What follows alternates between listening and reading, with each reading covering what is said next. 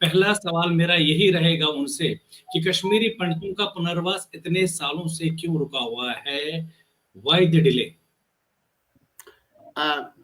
आज के इस शुभ अवसर पे मैं तमाम अपनी कम्युनिटी को बधाई देता हूं, नए साल की मुबारक देता हूं।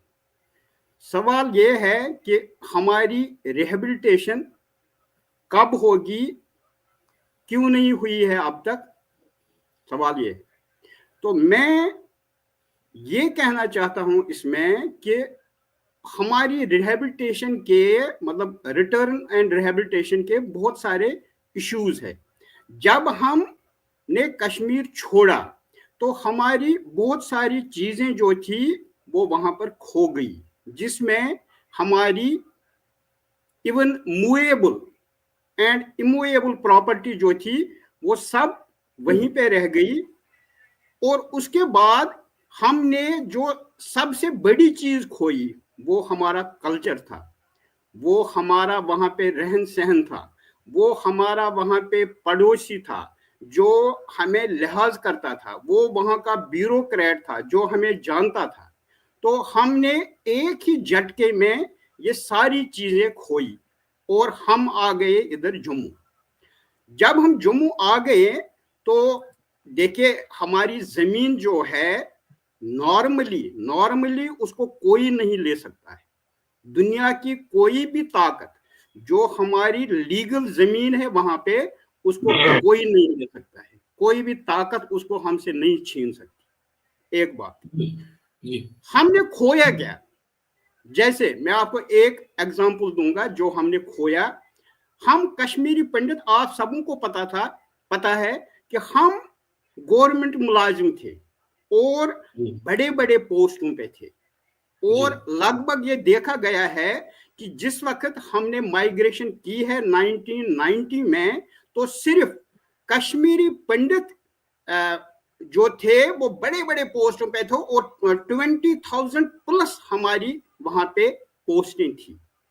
जब हम इधर आ गए तो हमने एक फॉर्म भरा तो हमारी तनख्वाह जारी हो गई। यहाँ पे हम बहुत देर से यही सोच रहे थे कि ये तनख्वाह उसी पोस्ट से आ रही है, जहां हम पोस्टेड थे उसी पोस्ट से हमारी तनख्वाह आ रही है। लेकिन कुछ देर के बाद हमें पता चला कि ये तनख्वाह जो है ये उस पोस्ट से नहीं आ रही है, ये हमें नेशनल सिक्योरिटी एक्सपेंडिचर से आ रही है।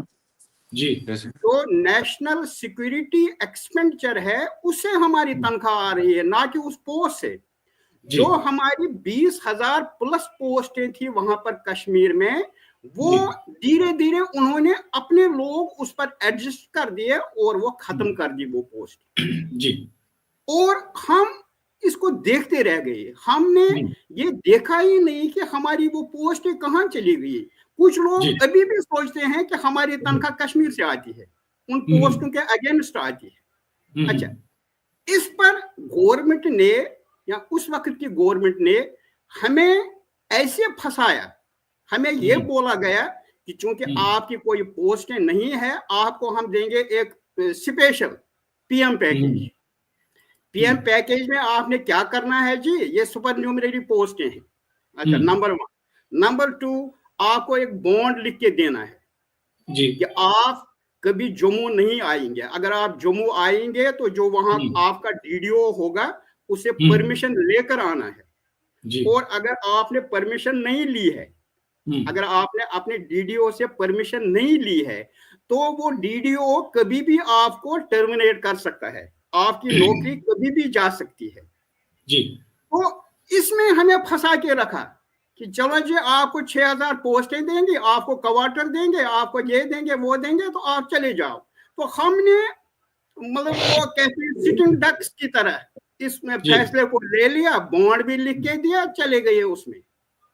और सब लोग इसी की तरफ लगे, पीएम पैकेज। कुछ लोगों ने इतनी गलतियां की कि उन्होंने जो अपने इंजीनियर थे उनके जो 1.25 लाख रुपए ले रहे थे तनख्वाह, उनको वहां से उठाकर लाया, इधर पीएम पैकेज के लिए भेजा। जबकि उन्होंने उनको नहीं बताया कि ये पीएम पैकेज कुछ भी नहीं है, ये क्या है। जब भी कोई कल रिटायर हो, बहुत सारे रिटायर भी हो गए, अगर कोई रिटायर हो जाएगा, अगर कोई भगवान न करे उसके साथ कोई मिसहैप होगा, तो ये पीएम पैकेज का कुछ नहीं है। जैसे अगर किसी गवर्नमेंट एम्प्लॉय का कहीं पे मिसहैप हो जाता है तो उसके नेक्स्ट जो उसका डिपेंडेंट होता है उसको SRO 43 में अपॉइंटमेंट होती है। तो यहाँ कहाँ से आप उसको अपॉइंटमेंट करेंगे जबकि पोस्ट ही नहीं है, ये सुपरन्यूमरी पोस्ट है, ये टेम्पररी पोस्ट है। अच्छा, जो 20,000 हमारी पोस्टें वहां पर इन्होंने हड़प कर ली, हमसे छीन ली गई वो पोस्टें, उनकी तरफ किसी ने तवज्जो नहीं दिया। पीएम पैकेज से पहले एक बार जनरल अपॉइंटमेंट हुई थी, एक जनरल अपॉइंटमेंट हुई थी जिसमें हमारे बच्चे गए थे और वो बच्चे अभी उधर ही है, और उनकी सिक्योरिटी का हमने कभी भी मतलब किसी फोरम पे किसी बंदे ने, किसी ऑफिसर ने कभी उनकी सिक्योरिटी के बारे में नहीं सोचा। उनके कमांडर के बारे में, रेंट में, वो वहां पर हॉस्टाइल कंडीशन में रहते हैं, रेंट पर रहते हैं, उनकी तरफ किसी ने तवज्जो नहीं दिया। जैसे नॉन पीएम पैकेज कोई मसला ही नहीं है, जैसे वो हमारे बच्चे नहीं है। मैं नहीं कह रहा हूँ पीएम पैकेज वाले हमारे नहीं है, वो भी हमारे हैं, वो हमारे दिल के करीब है। मगर वो जो नॉन पीएम पैकेज वाले थे जिन्होंने वहां पे इन हॉस्टाइल कंडीशंस में काम किया और कभी भी उन्होंने कोई शिकायत नहीं की, और वो होल्ड कर रहे हैं हमारी परमानेंट पोस्ट है, उनमें से बहुत सारे लोग ऐसे भी हैं जिनकी प्रमोशंस हुई है स्टेट कैडर में, और स्टेट कैडर में आने के बाद उनकी नॉर्मल ट्रांसफर हो गई है, वो अब जम्मू में काम कर रही है। मतलब मैं ये कहना चाहता हूं कि हमें इस फैसिलिटी से डिलिबरेटली वंचित कर दिया गया। 20,000 पोस्टें हमारी इन्होंने एक घूंट में ही निगल ली। हमें उससे मुझे बहुत दर्द हो रहा है कि जिन पोस्टों को हम होल्ड कर रहे थे, यहाँ उन्होंने इसको कन्वर्ट कर दिया 4th क्लास के लिए, यहाँ इन्होंने कन्वर्ट किया लो पेड के लिए, जबकि वहां पर हम तमाम अगर 20,000 थे, 20,000 में से 15,000 ऑफिसर्स थे, 15,000 लगभग गैजेटेड ऑफिसर्स थे, क्योंकि हम सब पढ़े लिखे थे, हम कोई थोड़ी ना मैट्रिक पास पे लगे थे, हम पूरी ग्रेजुएशन पोस्ट ग्रेजुएशन के बाद वहां पे लगे थे, और वो सारी पोस्टें इन्होंने हड़प करके यहाँ पे हमें ऑर्डिनरी पोस्टें दी और ज्यादा 4th क्लास पोस्टें दी। तो बड़ा दुख हो रहा है, बड़ा दर्द हो रहा है कि हमारे किसी रिप्रेजेंटेटिव ने कहीं पे भी इस मसले को नहीं उठाया कि हमें आप कहते हैं रिहेबिलिटेशन या रिटर्न, मैं कहता हूं कि अगर रिहेबिलिटेशन, देखिए रिहेबिलिटेशन एक बहुत बड़ा इशू है, रिटर्न एक बहुत बड़ा इशू है, क्योंकि हमने एक बार छोड़ा है, ये बहुत बड़ा इशू है, इसमें लॉ एंड ऑर्डर प्रॉब्लम्स है, इसमें वहां पे क्या है। मैं कहता हूं अगर हमने रिटर्न एंड रिहेबिलिटेशन करना है, देखिए पहला स्टेप मैं कहता हूं, पहले हमें ये 20,000 पोस्टें दे और हमें इसमें इंटरव्यू करें, हम लग जाएं। देखिए 20,000 फैमिलीज एक साथ रिहेबिलिटेट हो जाएंगे और विदाउट एनी कंडीशंस। बिल्कुल सही। कोई कहता है रिहेबिलिटेशन के लिए देखिए जी हमें 35 लाख रुपए दीजिए, कोई कहता है हमें 50 लाख रुपए दीजिए, कोई कहता है हमें पर फैमिली 1 करोड़ रुपए दीजिए। मैं कहता हूं अगर 5 करोड़ भी देंगे कोई फायदा नहीं है। देखिए मैं बोलूंगा कल मैं जाऊंगा जी मैं रिटर्न करूंगा, मुझे 1 करोड़ दीजिए, जो ही मैं कश्मीर में 1 करोड़ लूंगा मैं वापस आऊंगा, मुझे क्या जरूरत है वहां बैठने की। जब मैं 1 करोड़ लूंगा, जब मैं 35 लाख लूंगा, जब मैं 50 लाख लूंगा, तो मुझे क्या जरूरत है उधर बैठने की। तो दिल्ली बॉम्बे कहीं भी रह सकता हूँ, फिर जरूरत क्या है वहां जाने रह सकता हूँ। इसलिए जो रिहेबिलिटेशन है ये हमारी तरफ से भी अनकंडीशनल होनी चाहिए, अनकंडीशनल। और अनकंडीशनल में पहला स्टेप ये होना चाहिए कि हमें वहां पे ये 20,000 पोस्टें जो है ये वागुजार कर दे। 3 महीने में ये हमें 20,000 पोस्टें वागुजार करें, हमें उसके लिए इंटरव्यू करें और हम उधर जाएंगे, हम तो रेडी हैं वहां पे सर्व करने के लिए अपने अपने डिस्ट्रिक्टों में। अच्छा बिल्कुल जी अशोक जी, मैं फिर आऊंगा आपके पास, अशोक जी।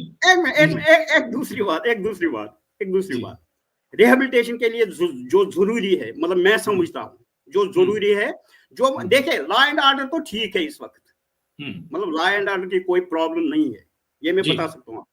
जो दूसरी बात है, दूसरी बात कॉन्फिडेंस बिल्ड के लिए जब हम कश्मीर जाते हैं, देखिए मैं रेगुलर जाता रहता हूँ, ठीक है, मैंने कश्मीर में सर्व भी किया है ड्यूरिंग मिलिटेंसी, ठीक है, इसलिए मैं वो नहीं कर रहा हूँ कि मैं किससे डरता हूँ, क्योंकि मैं भगवान कृष्ण पे बिलीव कर रहा हूँ। अगर उसने डेस्टिनी रखी होगी यहाँ मारने की, यहाँ मर जाएंगे, वहां मारने की तो वहां मर जाएंगे। मैं इस पे मतलब वो विश्वास नहीं करता हूँ, वहां हालात खराब है। बात ये है कि जो ही हम काजीगुंड में एंटर होते हैं तो हम देखते हैं वहां पे कौन सी दुकानें हैं, वो मैं नाम नहीं, इस शुभ अवसर पे मैं वो नाम नहीं लेना चाहता हूँ। और जब हमने माइग्रेट किया, मैं यही कह रहा हूं कि हमने खोया क्या, जो ही हमने माइग्रेट किया वहां पे लोगों ने जो इस वक्त बोल रहे हैं हम आपको वेलकम कर रहे हैं, हम आपको वेलकम करेंगे, हम हमारा आपके बगैर गुजारा ही नहीं हो रहा है, वो लोग उन्होंने एकदम क्या कर दिया, ये दुकानें पूरी सड़कों पे लाई। मतलब मैं कहता हूं जो ही हम काजीगुंड एंटर होते हैं ये दुकानें हम देखते हैं। देखिए एक कश्मीरी पंडित की एक ही कमजोरी है, वो ये दुकान नहीं देख सकता। जी आप मेरे ख्याल में आप जो बीफ की दुकानें वहां है ओपनली हैं, मैं शायद उसके बारे में बात कर रहा हूं। आप काजीगुंड से लेकर पूरा हमारे हंदवारा तक जाइए, जहां पे भी कहीं स्टॉप आता है सिर्फ आपको ये दुकानें मिलेंगी।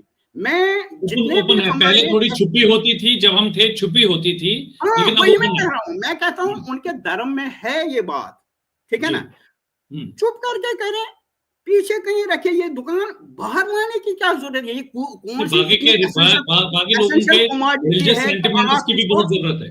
हाँ, आप इसको पूरे शहर में लाएंगे, जैसे ललदेद हॉस्पिटल है, नाम क्या है, ललदेद हॉस्पिटल, वहां पे देखो एक बहुत बड़ा मार्केट इसी का है, इसी चीज का है, बहुत बड़ा मार्केट। मतलब क्या है, इतनी क्या इंपॉर्टेंस है इस चीज को कि उसको वहां पे रखना है, क्यों, क्योंकि कश्मीरी पंडित को डिमोरलाइज करना है।